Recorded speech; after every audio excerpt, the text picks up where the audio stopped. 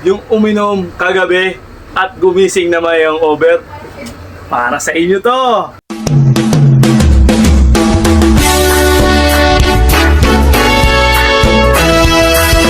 Man ang sabihin nila, ika'y patuloy kong mamahalin. Maging sino ka man, di na magbabago ang pag-ibig ko. Dahil namahal kita, walang makakapigil sa aking damdamin. Upang ikaw ay ibigin ko ng lubos, sasambahin lagi dahil mahal kita. Lahat ng bagay ay aking makakamtan.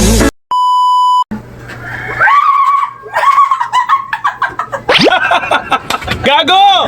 Ano? Magandang araw sa inyo mga kaibigan ko. At i-good vibes ko na naman kayo.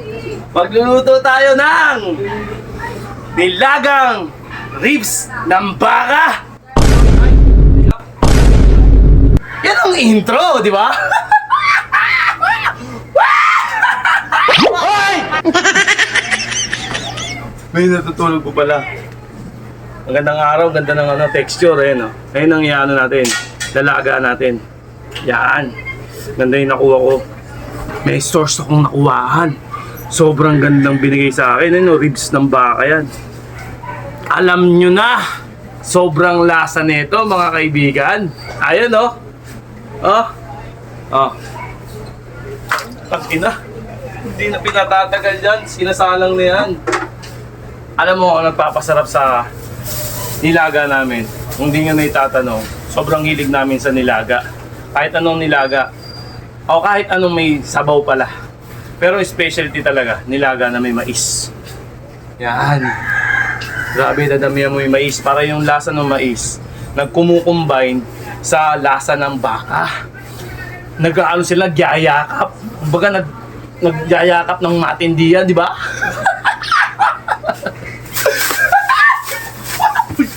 Ikaw ko na nag-vlog.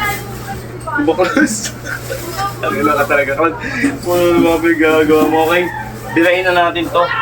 Siyempre, ang basic, napaka sobrang solid lang ng gagawin natin. Ang ginagawa ko mga kaibigan, ganito. Pagkasamahin ko na to sa isang pressure cooker, tsaka yung baka. Yun lang, tapos lalagyan natin ng maraming sibuyas. Napaka basic na, lalagyan mo na ng ng pampalasa. Then after that, ayun na yun! Ayun na yun, di ba? Okay, isaan na natin mga kaibigan, hindi na natin pinapatagal to. Let's go! What? So, ito, gayatin natin to. Tapos ilagay na natin dito sa baka. May tubig na rin to mga kaibigan. Alright, gayatin na natin.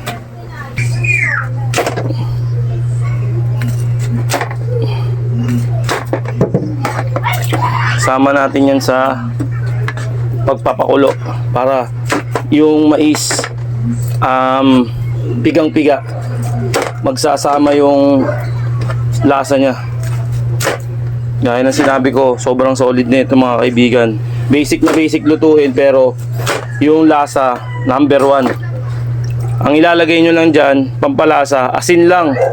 Asin at magic sarap lang. Ganun lang ka basic. Nasa sa inyo kung aalatan nyo o hindi. Okay, basic na, okay na. Goods na. Kita nyo naman. Pakita ko na sa inyo. Ayan o. Diba? Salang na natin. Let's go. Yan, salang na natin. Salang na.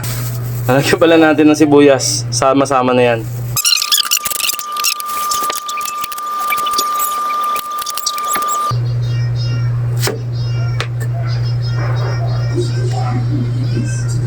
Sama na natin yan.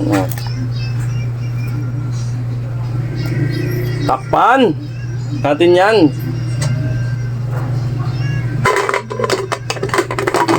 Iuhuli na natin yung gulay at pampalasa. Okay. So, ano na siya? Cutter dito. Makulo na, konting panahon na lang. Kumukulo na, palambutin. Ano natin yan? Lalambot na yan. May saing na rin tayo. Okay, kita nyo naman. Okay, saing na tayo. Para mamaya, solid na yan. Alright. Tayo natin. So mga kaibigan, okay na. Tinanggal ko na to. Nireplay ko na lang kasi nakalimutan kong videoan. Mga kaibigan, tatanggalin nyo muna to. Sa mga hindi nakakaalam, tatanggalin nyo muna. Hayaan nyo muna sumingaw. Kapag wala nang singaw, yung wala nang sirit, tsaka nyo buksan. Kasi yung iba hindi marunong. Ang ginagawa, binubuksan agad. Sumasabog yan mga kaibigan kasi yung pressure nandoon pa sa loob, hindi pa nakakasingaw. Hayaan nyo munang sumingaw yan hanggat sa wala ka nang marinig talaga. As in ganito na, tahimik na. Bago mo buksan. Di ba? Ganun lang. Sa mga hindi nakakaalam lang ha, ng paggamit ng pressure cooker. So ito na. Wala na siyang singaw, bubuksan na natin siya. Pwede na siyang buksan, maluwag na. Kasi pag may pressure pa yan, kahit anong pilit nyo yan, kahit anong pilit nyo yan, hindi nyo mabubuksan basta-basta kasi nga, may pressure pa sa loob, pinapalabas pa. Ngayon, pag wala na siyang pressure, magaan na yan. Kahit isang daliri, kayang-kaya na. Buksan na yun, isang daliri lang. Yan yan, ganyan yan. Pakadali ng buksan. Kaya yung iba, pinipilit, sumasabog. Okay, yun na yun. Kita nyo, malambot na yan mga kaibigan. Lalagyan na natin ng ano. Ngayon ako, ayun takin na. Sobrang solid, di ba? Natatanggal sa buto. Ayun ang sinasabi ko sa inyo. Pakita ko sa inyo na maliwanag. Pakita natin na maliwanag mga kaibigan. Para solid na solid. Yan. Kita nyo? Ang solid ng itsura. Bulay na lang ang ano yan. At okay na yan, naghihiwalay sa ano. Yung texture. Diba? Yan yung texture ng ano. Pagkain ng bulalo. Malabulalo ang datingan. Ribs naman to, sobrang lasa nito. Parang bulalo na rin, naghihiwalay sa buto. Umiwalay sa buto. Diba? Solid. Dalagyan na natin ng gulay yan. Alright. Madali lang naman. Buksan nyo ulit. Game. Yung gulay, hiwain.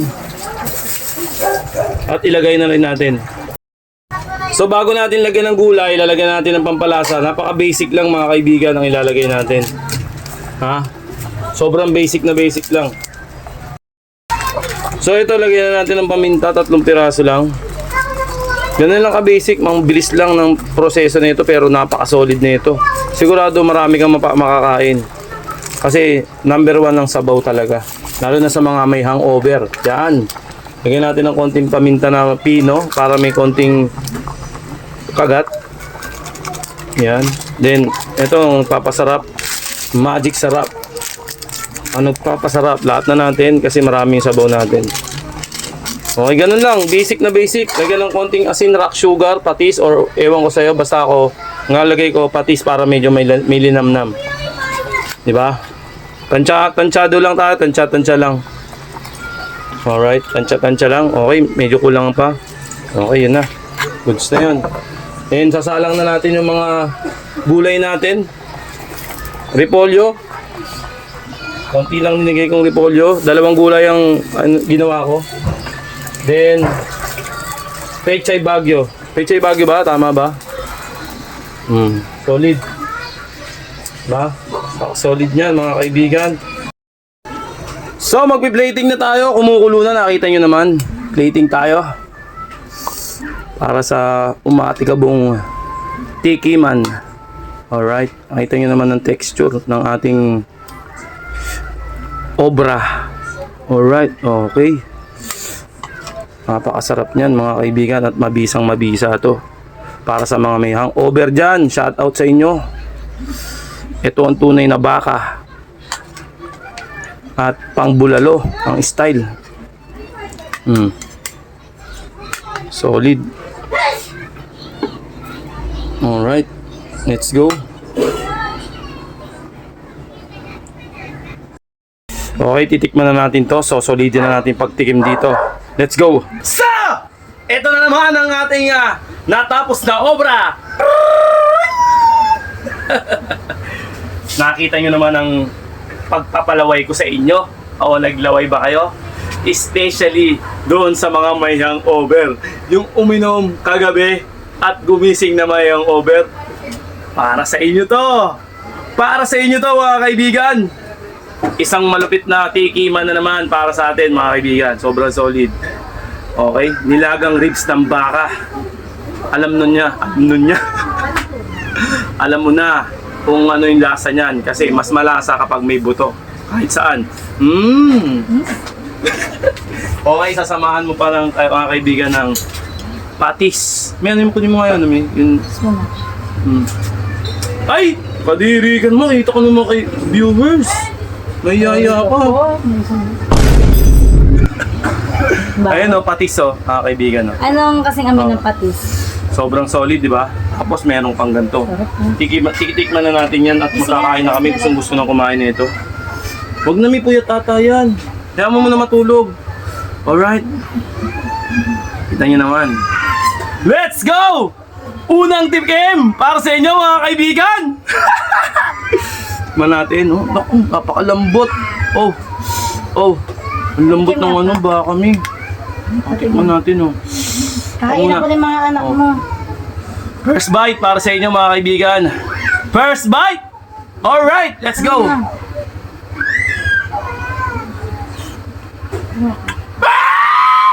Magulat naman to. Puta na natutulog. Ang lambot, oh. Sobrang lambot ni. Ang sarap. Grabe, pag malambot talaga yung baka, worth it kainin, no? Nilagyan mo lang ha? Hindi, paminta lang yan, no? Titikman ng asawa ko. Ano masabi mo, Mi? Sarap. Para ko daw. Uy! Bola! Ang kain sabaw. Hindi. Yung goom. Galing sa ano to, sa... Kain ako ng mga anak. Oo, galing sa sili, okay? Okay mga kaibigan, sobrang solid. Try nyo, sobrang asin lang at paminta Sarap. at magic sarap. Ganun lang. Nilagyan mo- Ang magpapalasa talaga yung mismong Nilagyan mo baka. meat cubes din. Alright, wala, hindi ako naglagay ng beef cubes. Alright, medyo gutom na at umano na, umasandok Sa na. mga Oh. anak mo, no? Pumapala na ng kanin. Yan, nakita nyo naman, pumapala na ng kanin. Ayun o. Tulog pa, Dede. Alright, maraming salamat sa mga panonood nyo mga kaibigan at hindi na nakapagtagal. Nagbablog pa lang ako. Umi-entra na rito, nang-istorbo na. Oh.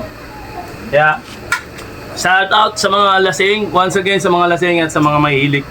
Humigop ng sabaw, napaka worth it nito. Medyo may kamahalan talaga. At thank you na lang kami kasi nakakuha kami ng medyo mura-mura. Marami tayong kaibigan eh. Buraw tayo eh. Alright! Bulalo! Beef bulalo! Baba mo Ala sa Kuya baon, Klaus. anak mo. Ninong Klaus pala. Alright, maraming salamat sa panonood nyo and peace out. Kain sabaw.